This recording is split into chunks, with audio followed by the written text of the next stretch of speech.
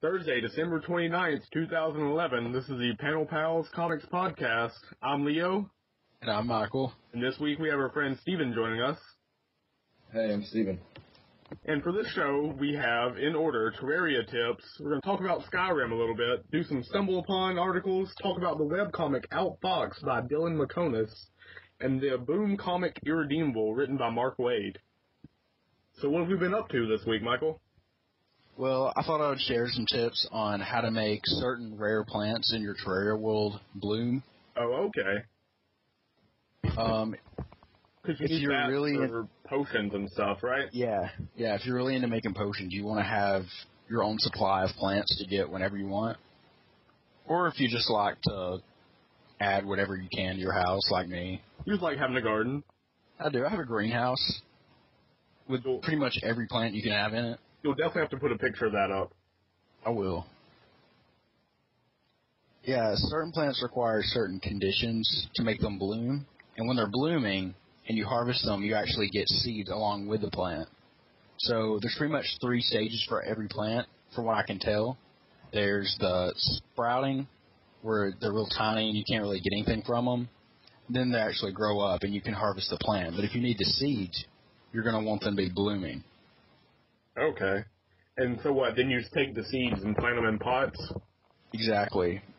My greenhouse has several tables with clay pots set up. You just plant the seeds in them like you would grass or mushroom grass in dirt or mud, and the plant should just start growing on its own.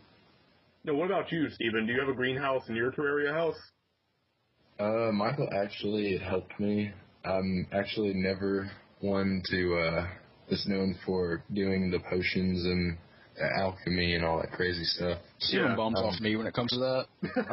Pretty much. I just lean on Michael. For, I do too, though, a lot. So but then I can't also, it kind of works out, though. Because I help Michael get stuff sometimes. He does. He'll just be like, hey, let's go find this. And then pretty much I just take all the damage, and then he just shoots them from far behind. So we help each other out. Okay. He gives me potions and stuff. I see. It's pretty good, though, because we both like to play games differently. So it's good to have output from their input, I guess, from both of us. Yeah. But as I was saying about the plants blooming,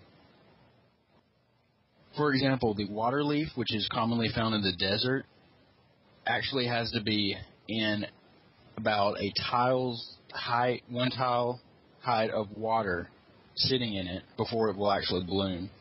See, that's kind of counterintuitive since it's in the desert. Yeah, I usually carry around my own buckets of water, just in case. Very nice.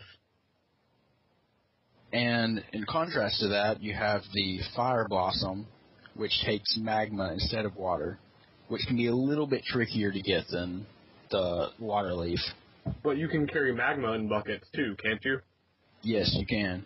I'm still working on a way to put this into my greenhouse, but haven't really found any successful methods so far. I mean, short of just trekking buckets up and down your hole, that's gonna be pretty hard. Yeah, I don't know if there's a way to actually put it on a table without the fire consuming it. Oh, yeah, I didn't even think about that. I really haven't tried it yet. The hardest part is getting the seeds, which are usually found in the underworld. My suggestion is to place 2 dirt or ash tiles, whatever you have on hand, surround the plant on both sides, and then just dump a bucket of lava on top of it. Then mine it. You should get the seeds you want. That's a good idea. And then we have the deathweed, which only blooms during a blood moon. So next time you see a blood moon, you should probably go out, mine a few, get the seeds, and then plant them and wait for the next blood moon. Wow, I did not know that at all. That's crazy. That hardly ever happens too, so that's really, really rare. And then we have our day bloom and our moon glow. Moon glow is typically found in jungle areas, and it blooms during nighttime, as opposed to day bloom, which will start blooming during the daytime. Makes sense. And then Blink Root, you'll probably see it blinking through caves, and you'll see the little blinking light and not know what that is at first. It pretty much just blooms whenever it wants to, random times, and... Yeah, I've got a buttload of that, so, just keep an eye on it. Yeah, I mean, yeah, it's all over the place. Yeah, it's best to just stock up, and then you don't have to keep doing it, because you'll get so much of it. And one final thing you can do, I have some glowing mushrooms planted in my greenhouse. Just get however much mud you need, because they'll only grow in mud. And just plant a straight line and throw some mushroom grass seed in there, and it should spread to the other tiles that it's touching. But it has to be on mud. It won't grow in dirt. And it has to be a certain depth. Oh, really? Yes, the cavern. Okay. I believe. Okay. Yeah, should be the second rocky-looking background. Mm-hmm. Anywhere around that depth, they should grow fine. Makes sense. That's where you usually find them in game. And now we're going to move on to talk about some Skyrim real quick. Steven, Michael, what do you got? Well, me and Steven here got Skyrim pretty much the day it came out. Oh, yes. We're some hardcore Oblivion players. We went to the midnight thing to pick it up. Oh, did you really? I don't like mine off Steam. Except his was to where he could download it, the whole entire game, but it wouldn't actually open until it hit 12 o'clock. So he rode with me down there, though, so he could have played it before me. Yeah, it opened up 12 different time zone, whatever it was. Yeah. So, I don't know. It was a great game, though. Nonetheless, we played it all night long. Yeah, I mean, of course. Yeah. Completely miserable the next day. Yeah. I'm as close to a narcoleptic as you can be without being actually considered one. And I stayed up and played it till like 4 or 5 in the morning. Which is very impressive, since Steven here has to take medicine to stay awake. Yeah. Exactly. Yeah. That's one of the reasons why this podcast is late this week, too. Because Steven fell asleep one night. When we were supposed to actually start doing this. Yeah. But it's okay. Yeah. They're used to it. Doesn't mean we're okay with it. But anyway, Skyrim.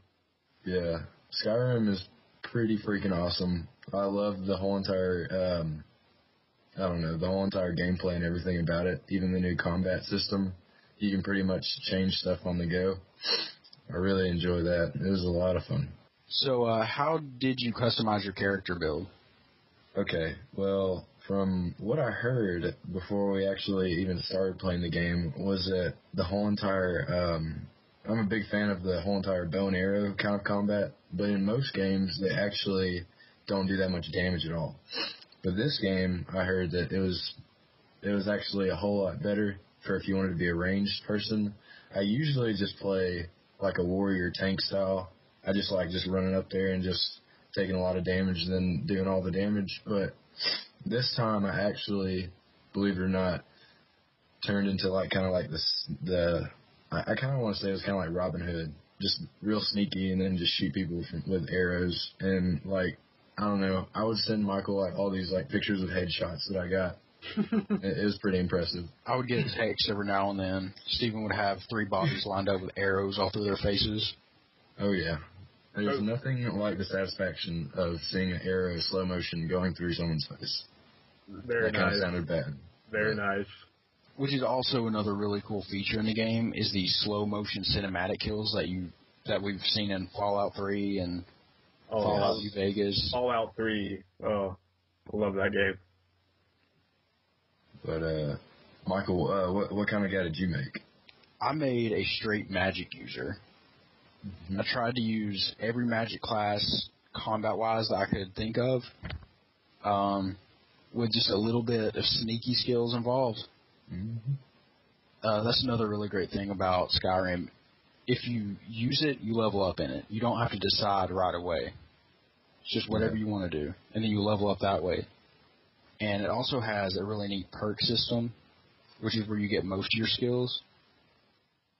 There's a tree for each class, and every time you level up, you'll get a point that you'll dock into whatever tree you feel like putting it in. that level. Yeah, the whole entire skill tree kind of is pretty awesome looking too, because they're star constellations, and each one has different meanings. It's a really, really nice looking game with a very simplified menu as opposed to the last one. Mm-hmm. Yeah, Oblivion was a little bit of a mess sometimes. Oh, yeah. Great game, but it was a little bit messy. I loved how they made it where you can make things like you can favorite, say, like a sword, and then if you're actually in the battlefield, instead of having to go through your inventory and equip a sword, you could actually just push like the up or down key on the analog stick, and you could actually choose it. Or that's for the PlayStation 3 anyways. I use an Xbox controller, so I just press up or down the D-pad. Yeah. Menu pops up. You can do the same thing with spells, not just items, too. Yeah. Yeah, because you can dual wield things now. Oh, yeah. You can pretty much equip whatever you want in whichever hand you want. Whenever you want. Yeah, it's great. Pretty much, like, the whole entire reason that I played the game, the whole entire time I was freaking out, because I could actually kill dragons. It sounds it sounds funny, but that was the number one thing that I was so looking forward to. Pretty much after I killed the first dragon, I don't know. You went dragon I felt like I hunting. accomplished something. I remember. Yeah, I mean, if you kill a giant flying lizard, that's something right there. Oh, yeah. I remember after you killed your first dragon, you told me that you just went around looking for dragons. I was the dragon slayer. Yes. If anyone got in my way, I would shoot them in the face, and then I would just kind of like move their body aside, and then I would just keep walking and try to find a dragon. Very nice. No, I understand that you and Michael play the game kind of differently. You want to tell me about that? Yeah, me and Michael, pretty much, we play the exact same kind of games, but the cool thing about me and him, we're so different in the styles that we play these games in, and that's what makes it pretty fun, because we get to listen to each other's stories about when we're playing the games through. Skyrim, my whole entire thing I was doing was just trying to kill dragons. I love killing dragons, and then also I found out that there was this special armor that they actually had that you could always see in Oblivion. I never played it through far enough to actually figure out if you could get the armor, but it's called the Daedric armor, and it's like a demon prince armor, but it's like really cool looking, really powerful. And then the whole entire dragon armor, I mean, come on. You got dragon bones and all this crazy stuff. I mean, yeah.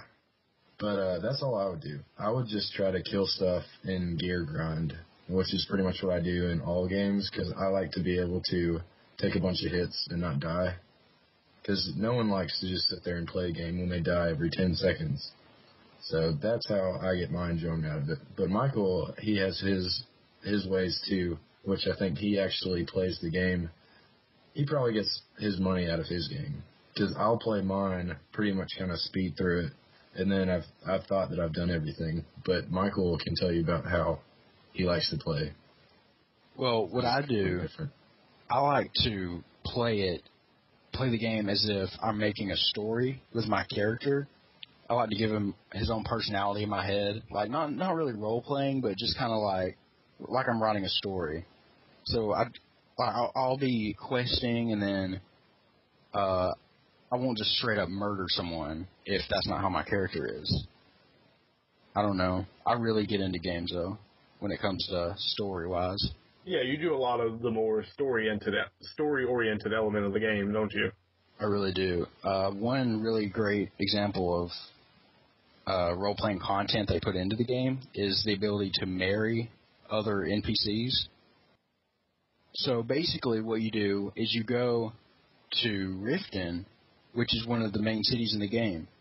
You'll buy this amulet that you'll put on your neck, and after you help a certain person, they'll pretty much ask you to marry them. Wish real life worked that way, but it doesn't. Oh, we would have girlfriends so fast. And just because I like to play by my own character's rules that I've set for them doesn't mean I don't like to get carried away every now and then. For example, sometimes when my wife doesn't have enough money that she brought home from her shop that she set up for herself, I like to kill her, trap her soul inside of a rock, reanimate her body, and then kill her again. That's just how I like to play, though. That's a pretty good way to play. Well, on that note, we're going to move on to the StumbleUpon section. So this week, our first article is 1,100-year-old Mayan ruins found in Georgia. So apparently in the mountains of Georgia, they found this 1,100-year-old Mayan city.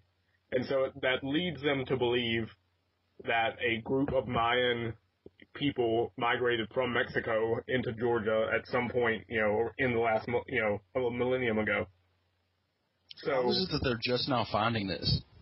See, in the article it says that the people thought it was just a giant hill, which in Georgia, in the mountains, that's kind of understandable. Except for the sheer fact that it's a Mayan temple. Yeah, and so apparently they've unearthed at least 144 stone walls. So that's pretty crazy. So it's a whole legit city underneath that hill, apparently. So that's, still gives me hope that one day I'll find some unexplored ruins. You'll find the lost city of El Dorado. That too. Or that I'll find that aliens exist. Yeah, or ancient aliens. That could be it too.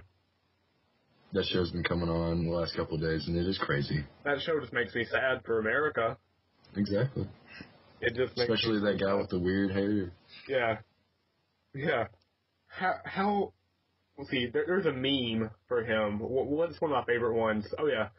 How could the pyramids exist if there weren't aliens? Like, no. I just hate that guy. Yeah, he's pretty crazy. Yeah. Alright, so next up on StumbleUpon, we have the most relaxing song ever, apparently. It's a song by the band Marconi Union, which is an English band. And apparently, according to the study that was done by a company that makes bubble bath and shower gel, it is the most relaxing song ever. It is 11% more relaxing than any other song. Like, this doctor says that it is dangerous to drive while listening to the song. That's how relaxing it is. I've listened to it myself, and it was very relaxing. I could barely stay awake listening. Yeah, I know. Like it's like 8 minutes long, and by the time it's done, you're almost asleep. I want to say that when I listened to this, I did fall asleep. Well, you're narcoleptic, Steven, so it's understandable.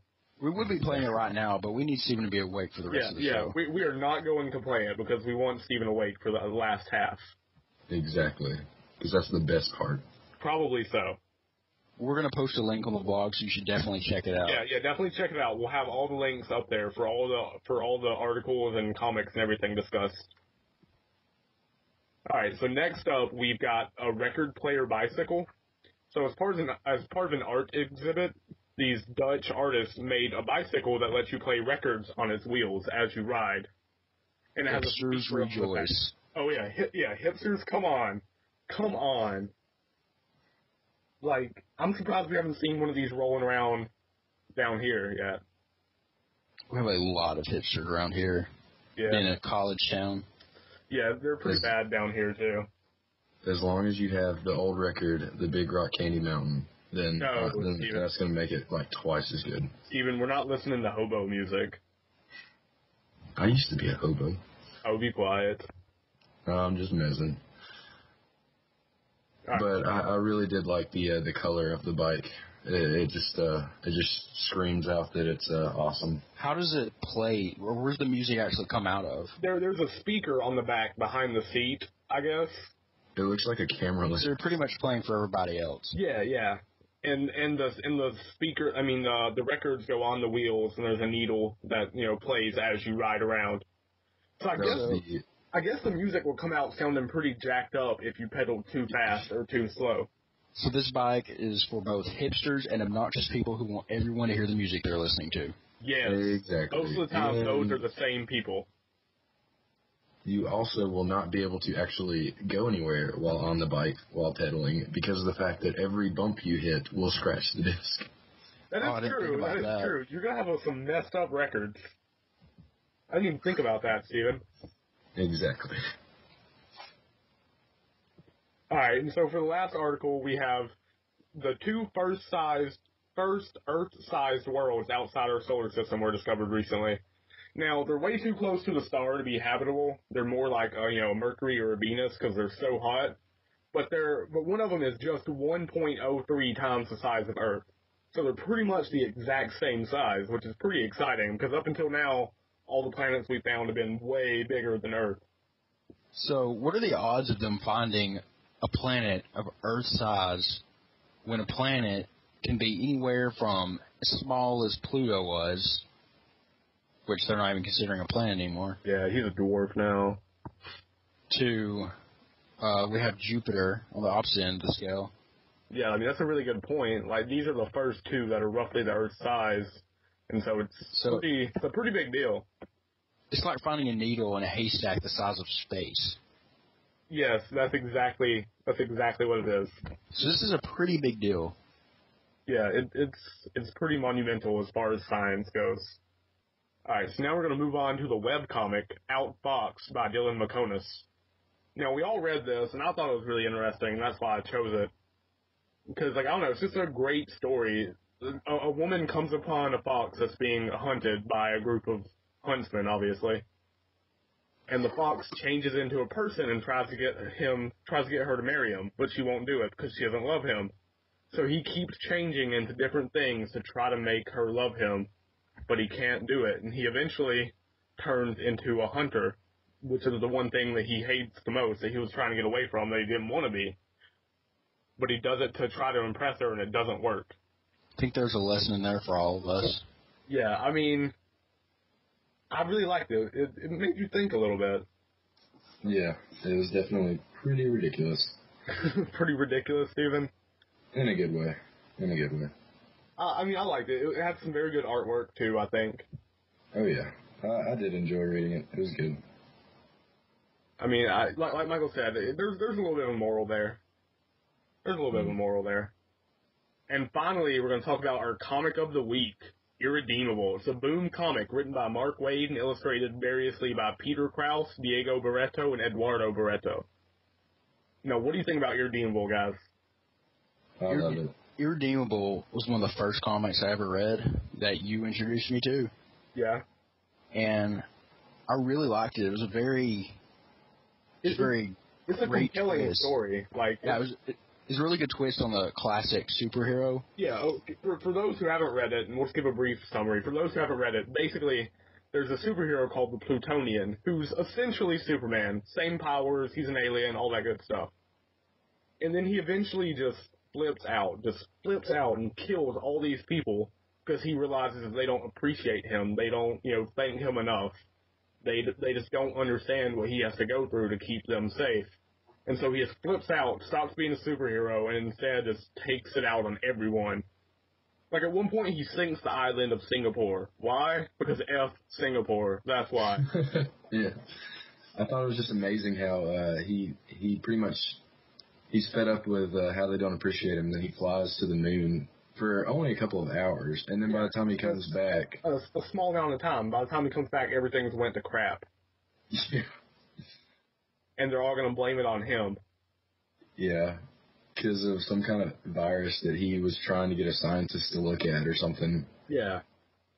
I mean, it's just a great comic. Because I always have kind of wondered, like, what if Superman got fed up? What if Superman wanted to be a supervillain? What would they do? And the Plutonian is completely brutal.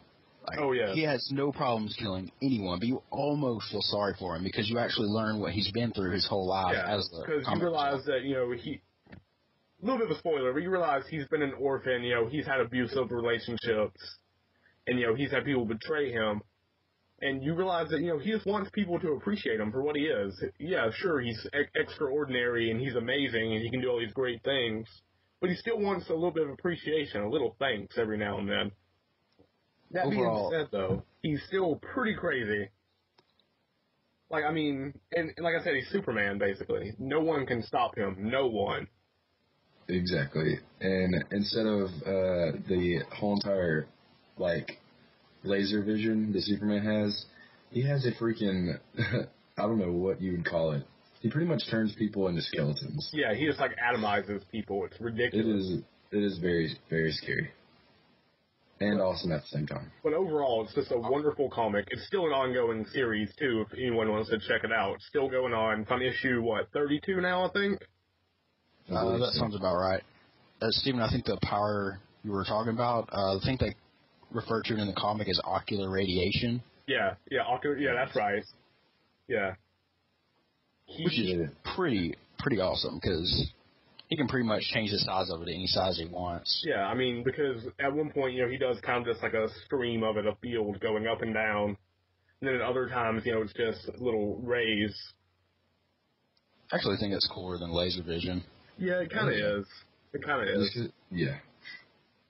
Well, I mean, at one point in the comic, and this is a little bit of a spoiler yet again, they postulate that he doesn't really have a bunch of superpowers. It's just one superpower, and that he can control matter is basically what they think is happening. Because it explains why he can fly and everything, because he can just make himself less dense and all that crap. And so I thought that was kind of cool, how they kind of made it a little bit more scientific and real, even though it's still not real. Which leaves room for a lot more potential on his part. Yeah, because if he can control matter at its most fundamental level, he can do anything. Just literally anything. I wish I could do that. Oh, don't we all? I look forward to where they go with it. Yeah, I'm very excited, because in the last issue, they kind of left it like... It's very dramatic, the last issue is. And you learn a lot about him, too, which is good. When are they not dramatic? That is true. Because, I mean, the first issue, he kills a little girl, just like it's nothing. That's pretty dramatic. Oh, yeah. It is pretty ridiculous. I'm only on, the 11th issue, so I have some catching up to do. Yeah, we just got Stephen hooked. He was a little bit reluctant, but we got him hooked. Yeah, I was reading, 2 comics before we actually started this podcast. Yeah, but now we've got Stephen hooked on a couple of comics. It'll be good for him. We could hardly make him stop reading to do this podcast. Yeah, he was reading right up until we started. So we know. So Stephen will give it a glowing endorsement right there. He knows.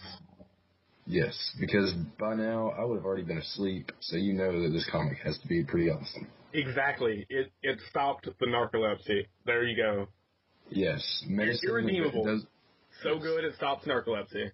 Exactly. And you can take that to the bank. But it's a wonderful, wonderful comic. Everyone should check it out, I think. I agree.